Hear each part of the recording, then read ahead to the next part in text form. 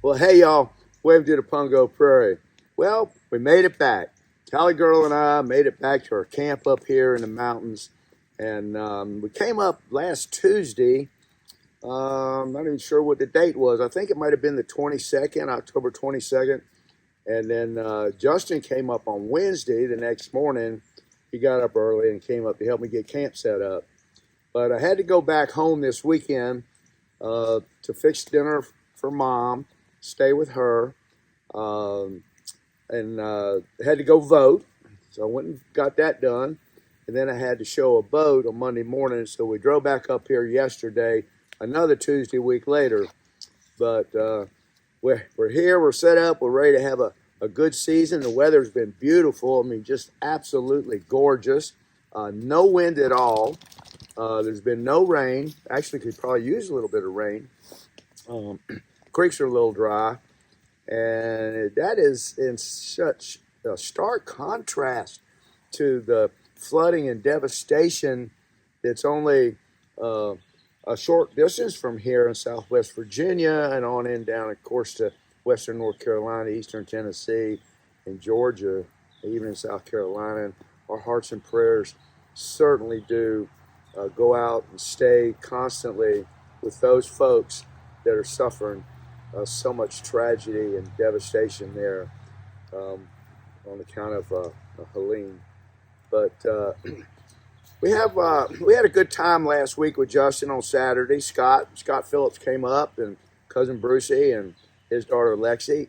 And Justin, he wanted to take a little venture, an adventure hike way back into the part of the mountain that I used to hunt. Oh, I guess it was been back in, started hunting back there, I don't know, 40 years ago in this particular spot. But I hadn't really hunted there since 1998. And that's been, 1988, 2008, 2018, 30. That's, many Christmas, that's 36 years ago, almost, since I've been there. But it's quite a hike. It's about 1.5 miles as the crow flies from the cabin. But as Justin pointed out on his little app thing he's got that measures how many steps and how far it takes for each steps, it's about 3.8 miles. Now, 3.8 miles, that don't sound like a whole lot of distance to walk unless you're walking rugged mountain terrain like we were. Steep hills, up and down ridges, through thick laurel and rhododendron, all kinds of rocks, slides, and anything you could possibly imagine to trip you up. So I took it easy. I made it up there. Didn't stop for any resting till we got there. Um, Justin and Scott, they managed to keep up with me, almost. No, they did a pretty good job. But it was good to get back up there. And I'm going to share a little bit of that footage that Justin shot when we went up there. And we had, of course, a hunt story to tell too. So if you want to see how it all turned out, don't go nowhere, because you don't want to miss this. Legend has it, big bucks roam this area. Big bucks and Wild Bill and the Hiccups. Mr. Dungaree's taking us to him.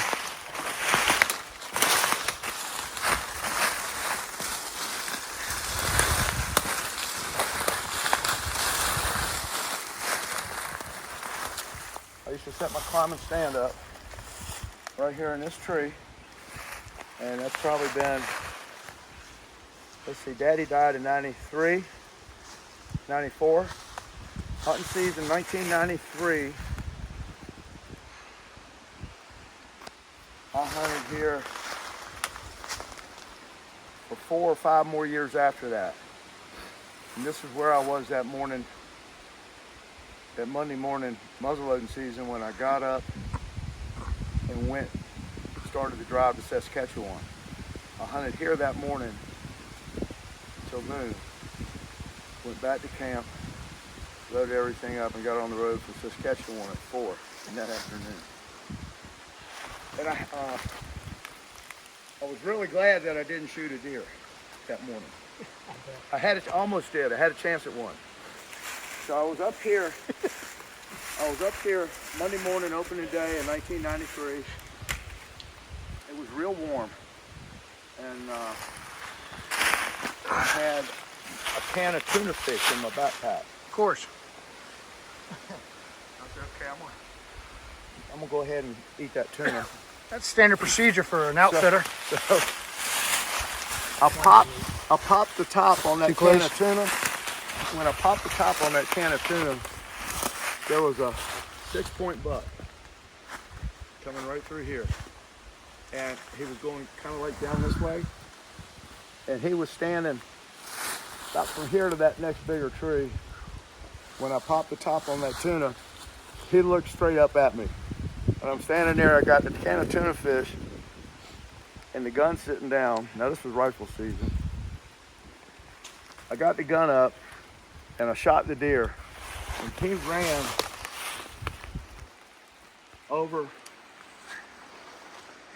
just over that next ridge over there. And ran down after he crossed over the ridge just a few yards. He ran down the ridge about maybe another 5 yards and died. You do a quick reenactment of what the deer did? Yeah. So I went ahead and ate the tuna fish. Got down and saw his blood trail over there too. I've got it on video when I walked up to that deer. So I drug that deer by myself all the way from the other side of that ridge, all the way past through here, all the way up that ridge, and got it back to camp. Drew and Dad were in camp. Is that the picture? Is that Grandpa's last winter? That was on Saturday. Was that the last winter he hunted? That's the last year he hunted. Okay. So him and Drew went home. And no, that was opening day. That was Monday opening day. Him and Drew went home that week, later that week. And I came back up here Monday morning of the second week. And Dad and Drew were going to drive back up that Monday morning. And I was up here at 4 o'clock in the afternoon, a little after 4 o'clock. Here comes this doe, just running through here, all crazy. And I heard a grunt and another grunt, and look, and there was a big 10-point buck chasing that doe. Yeah. And he got right over here, right about where the top of that ridge is, this little teeny ridge, and I shot him. and he took off running. He ran right underneath my stand. He ran over across that little hill, went down the mountain, maybe 10 yards, then turned and went back, kind of angling up to where David stand is. But I never found that deer. I lost the buck trail, never found it. And I know I hit him good. Only thing I can think he might have done, because he was so active, that the instant I squeezed the trigger, he might have wheeled, go back after that doe, and knocked out the shot where I thought it might have been. It was an easy shot. He's standing right there. But I knew I didn't have much time, because when they're chasing those does like that, they ain't gonna stay around long. That buck was a nice 10-point buck. It would have a bit bigger than that one I shot last year. Now, like I mentioned to Justin and Scott there, I actually have video of when I went and got on the blood trail and recovered that little 6-point buck that morning, opening day of 1993. And when I went home this past weekend, I rummaged through my archives and found the old VHS tape that had the video of me doing that. And then back in camp with Dad and Drew. And one thing I want to really impress upon y'all is just how much I miss my daddy and my brother. I swear I think about him every day. I miss him every day. And they would just love to be here right now. But I'm sure they are in spirit. And one thing I want to point out, today, right now, I am 10 months older than my daddy was in this video. I'll be 74 in January 1st. Dad, he was 73 on November the 14th of 1993, which is almost exactly to the day when this video was shot. So it's Dad and Drew. We're having some good time in camp. I'm going to show some footage also of the kids, of Trey and Afton. Afton would have been about, my daughter, 4 years old. And Trey, in this video, he was 10 years old. So I'm going to share a little bit about of that with you too. I hope it doesn't bore you too much. I mostly did this for family, but I know a lot of y'all are like family too to me, and so I'm sharing it with you. I hope you enjoy it. The sun's up now. Opening morning of the white-tailed deer season here in Virginia, 1993. And I'm all set here now on the tree. Got my pack up here with all my goodies in it. Got my hot coffee right there. Got my gun. Got my granola bar. Just had a half of that with a cup of hot coffee for breakfast here. Not too cold this morning though.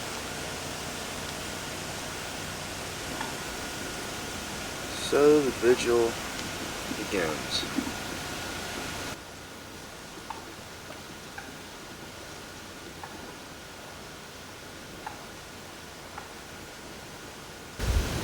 Well, that was a nice little treat. Seeing those 3 young turkeys there. Being along cut. They snuck in behind me. Well, I was just reaching in my pocket for a knife to open my tuna fish to eat for lunch at 12 o'clock sharp. And I heard the leaves rustle and turned down and looked, and good gracious, there's this little 6-point buck walking right to me, almost under my stand. I got my knife in my hand, my gun's laying down, and he's coming the uphill side behind me. What am I going to do now? Well, he stopped about 15-20 yards. I reached for my gun, put my knife back in my shirt pocket, just turning around, and boy, he looked up and zeroed in right at me. And took off. Well, this ought to be the spot. I hit him right here, or at least where he was standing when I shot. Right beside this log, right here between these two little trees. I don't see no blood though. It ran off this way.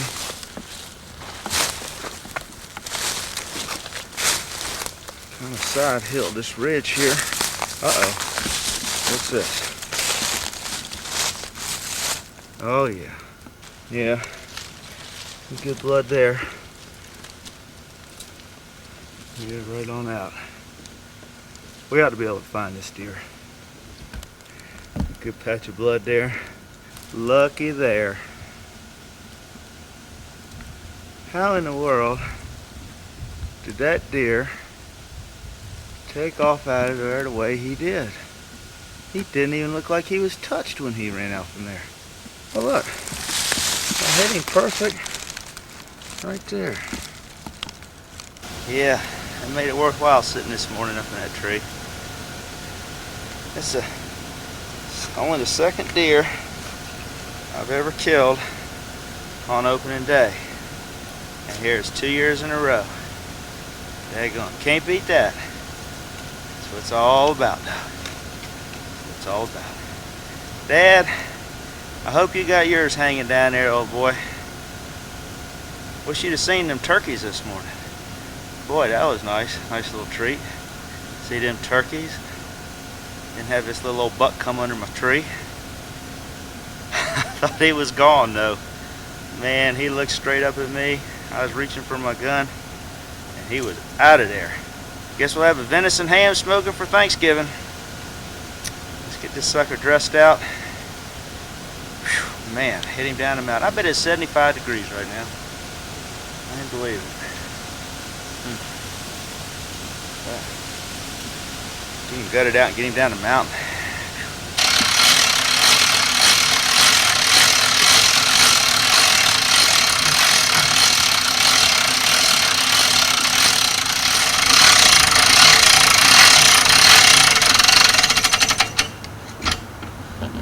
There, that's a whole lot better than trying to lift him.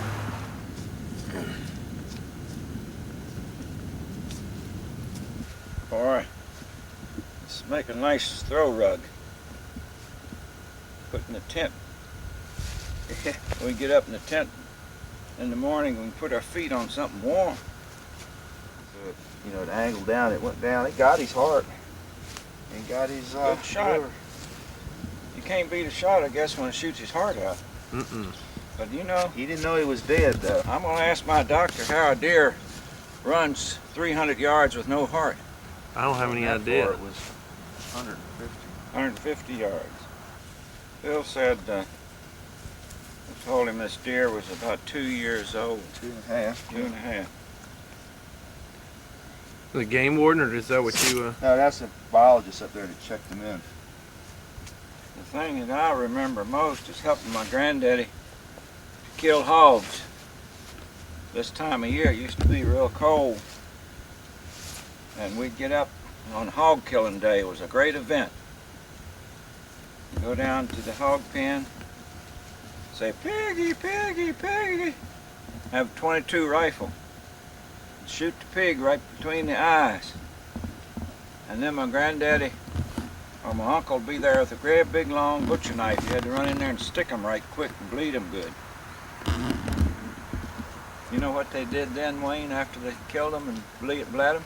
Yeah, I've done it once. You've seen it? Yeah, Put them in scalding hot water, shave them down. then hang them up like this and shave them down. That was a great day. And then that night we had liver for dinner. Of course, that's all we had to eat all year was pork. never knew what a piece of beef was. My granddaddy raised plenty of beef, but they went to the market. Didn't have cold storage and stuff then. Just cured all the pork out. Well, you cured the pork with salt, see? Pork would hang up in a smokehouse all summer in 90-degree weather, and it would be just fine. Cured good. Salt. Bill, where'd you get that hose from? Bill? No hose running water out here in the mountain. Well, if you're a little bit intuitive, resourceful, you can rig up anything you need. Looks like you got pressure on it. Oh yeah. How many deer do you have waiting in line for this treatment? Fortunately, not very many. Fortunate or unfortunate? Unfortunately. Well, these fellas in this cabin over here hunting, these first-class hunters, you know, Yeah. they'd be glad to bring you some trade. That's what my mother needed to singe your chicken hairs. I think we used to light a paper to singe your chicken hairs to kill the chicken.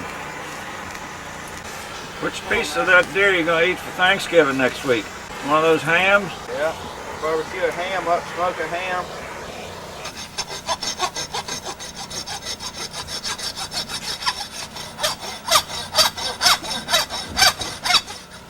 Couple sides of beef hanging there. I'll be back with a little spike in a little while. Yeah, well, you probably get a great big one if you're going in there by the creek.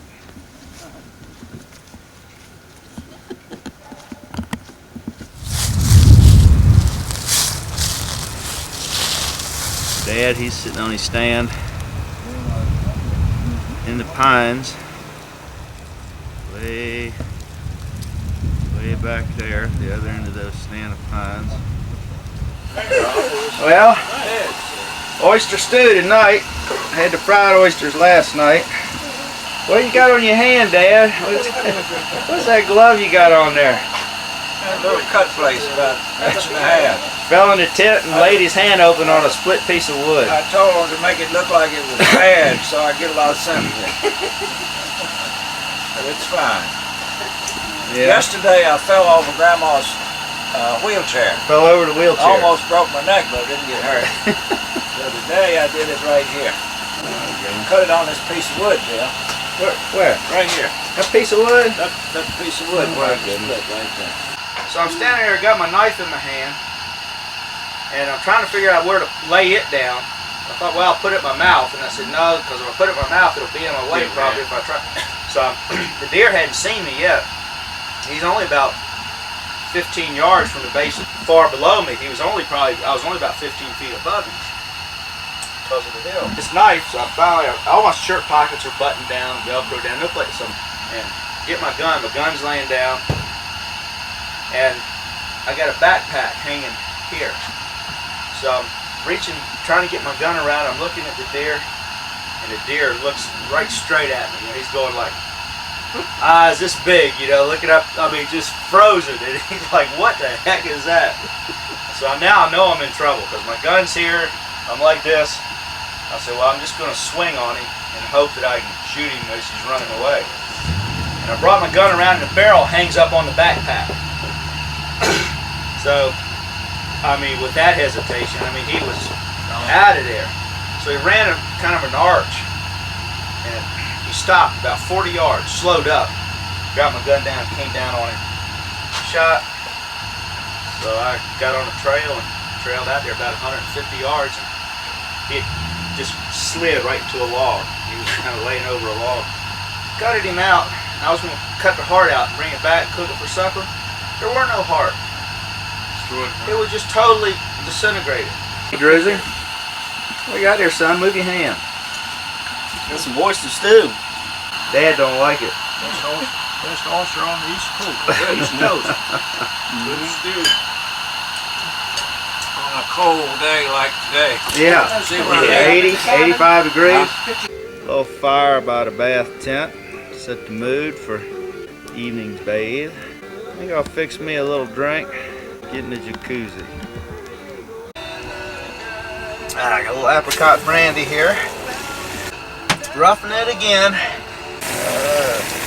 The water hot. Ah, yeah, nice and hot. Feels good after dragging that deer all day.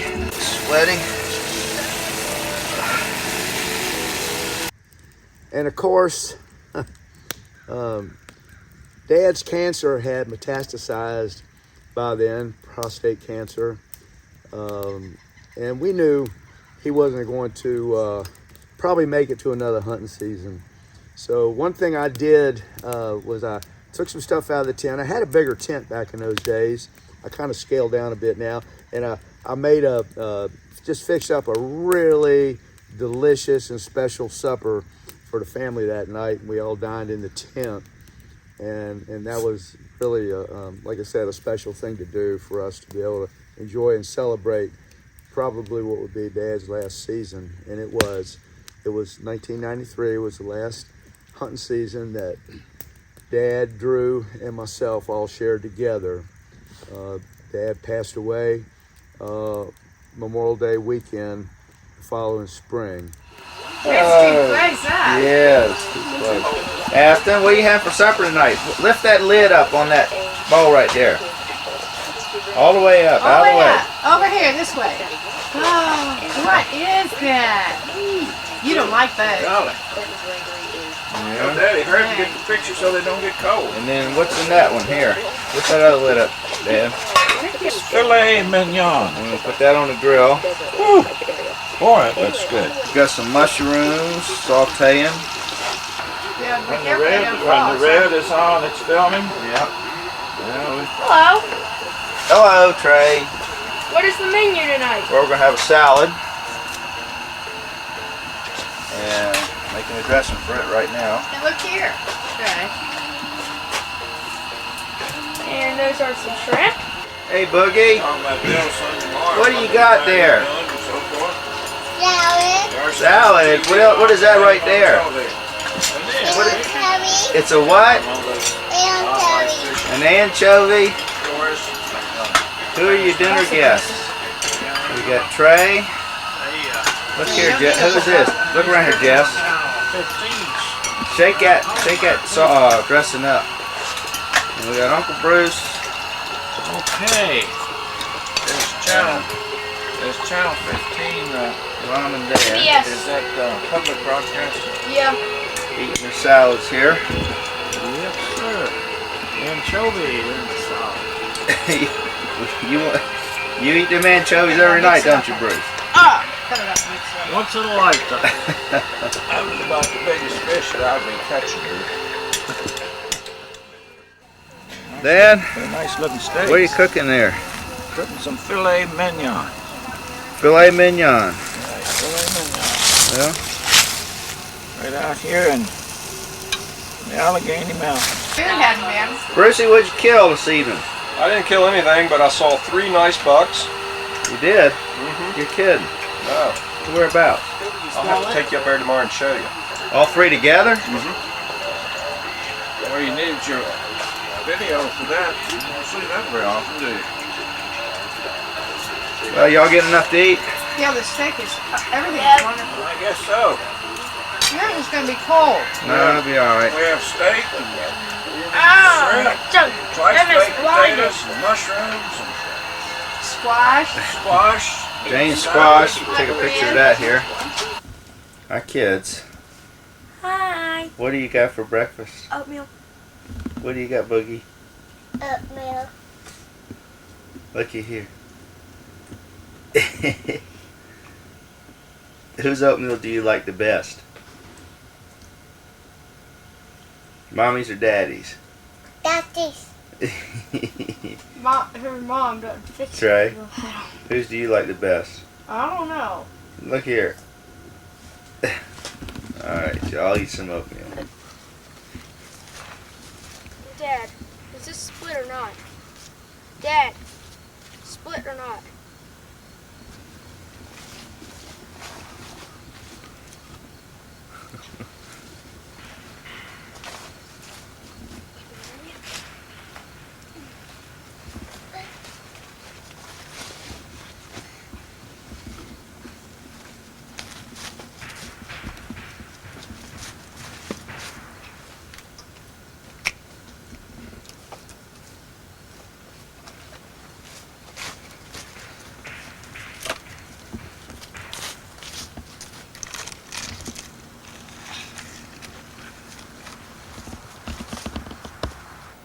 Trey, ready to head up and get them, boy? Yes, sir. Okay, where do you think we ought to go? Let's head up close to where I shot that one last week. Okay. Maybe we can get on a stand up there, sit the rest of the day. All set. So after 12 o'clock.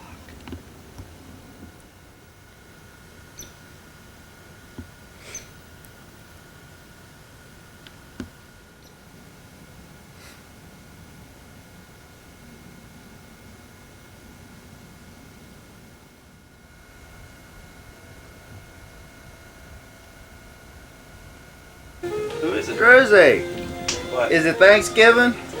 What's today? Huh? Today's Thanksgiving. Yeah. Yeah. Let's eat. Let's eat. What are we gonna do for Thanksgiving? We'll do a chow. Chow? Yep. Oh, what we got over here? Little venison ham for the smoker. Oh, here we got a venison ham with mushroom soup and French onion soup for the oven. Open that oven up there, Jersey. And here, Butterball? cook a little turkey. That's a fresh Purdue turkey. Oh, it's a wild turkey that was on the film the other night. Thanksgiving dinner on its way. 1993. Wish my wife would get here. She thinks she's gonna be late and not have to do some of the work. But we got dishes, honey. Yes, sir. About 3.5 hours. That's gonna taste mighty good. Old venison ham smoking there. They got that mesquite smoke pouring. Got Michael Drew and his Say hi. fat daddy for Thanksgiving dinner. Who's photographing? Hey, Uncle Bill? Say hi, Uncle Bill. Wave. We got Smokey's face. And there we got Jesse. Get that smoke out of How you doing, Trey? Who knows? Fran, what you doing over there, Fran? What are you doing? Let's put it Yeah, you're that with that camera out. way. You always have to have your camera. Buggy, are you brushing your teeth?